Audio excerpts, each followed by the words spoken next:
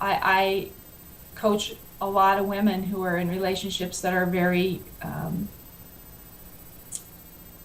oh, I don't want to say, I guess I could say abusive in a way, very controlling. And, I always say you're not gonna, when you transition from this world, when you make the transition, the big transition, no one's going with you. That's a trek you have to go alone. You came in alone, you go out alone. Alone in the sense that you can't take your spouse, you can't take your kids, you can't take, it's just a journey that is yours and yours only, and it's unique. And really the only thing that you take with you is your experience here, and how deeply did you love? How deeply did you get to experience your life in your unique way? In your with your decisions and your desires and your ideas about things and your beliefs about things. How deeply did you get to express that? You know?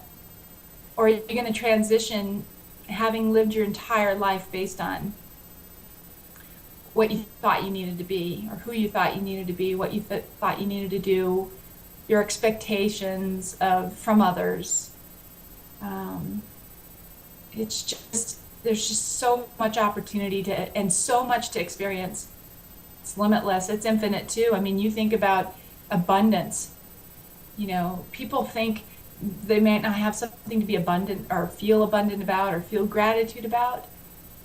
There's abundance everywhere you look.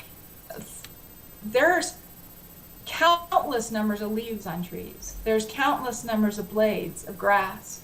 There's countless numbers of grains of sand. There's countless numbers of species in life. And I mean, there's abundance everywhere you look. Everywhere you look.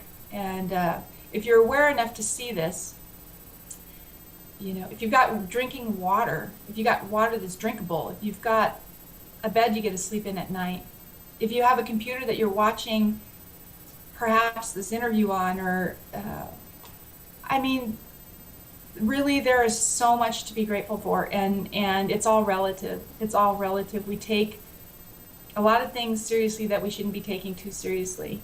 I think the main thing that we should be taking seriously is really finding out who we are at our deepest, most pure and raw level.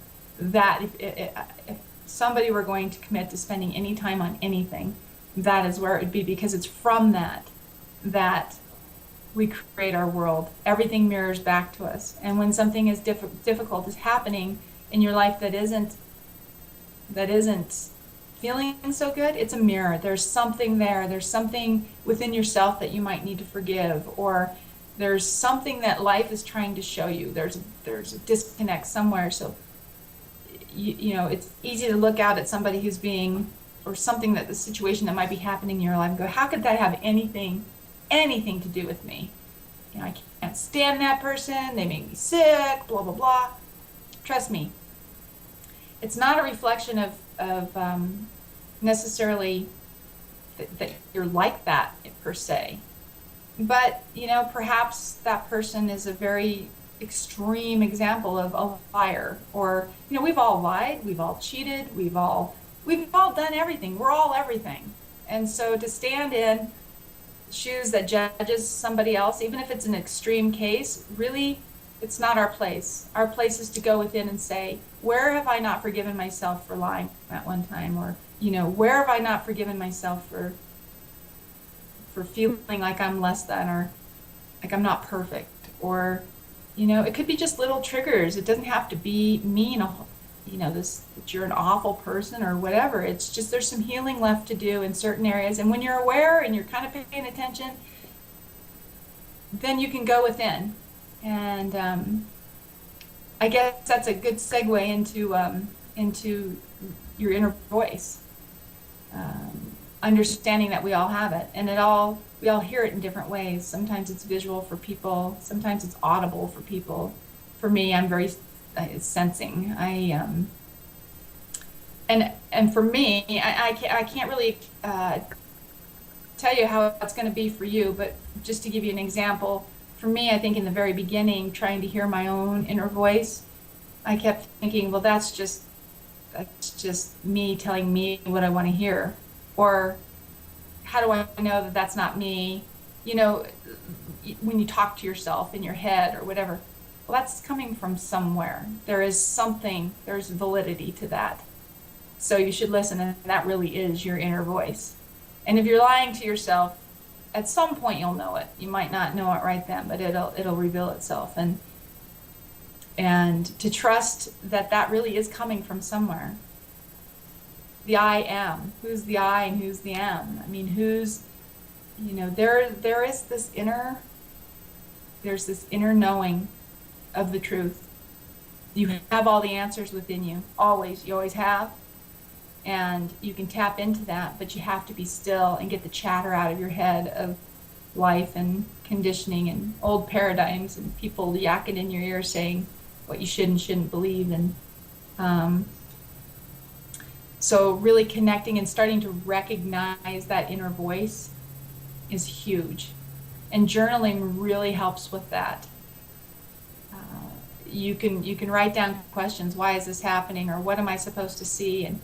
And then write the answers. And that's your truth. That's your inner voice. It's coming from somewhere. And really start to pay attention to how you talk, because words are very powerful. That's where it's created. There's this oneness, and we're all expressions of that. This is my belief, and take what you want, and if something rings true, great. If it doesn't, that's fine too. So everybody has their different, everybody's truth is different, and that's okay. But that you hear a lot about the law of attraction and manifestation, and I think there's a lot of misconceptions around that, to the extent of it being too external. But I believe that there's like this beautiful soil that we have, this mold, and it gives unconditionally. It doesn't say, well, that's a good seed and that's a bad seed. I'm going to grow the good one. Soil grows whatever you put there. Soil doesn't have an opinion about, even if it's a weed and it's going to choke out all your radishes or all your carrots, it's not going to say, I'm not going to grow this weed because it's going to choke out the good stuff.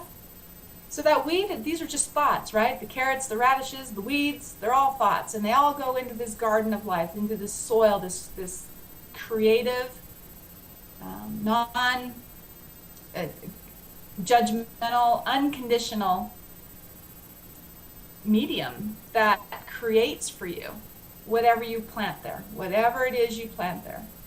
And for years we've planted things that are not really truth.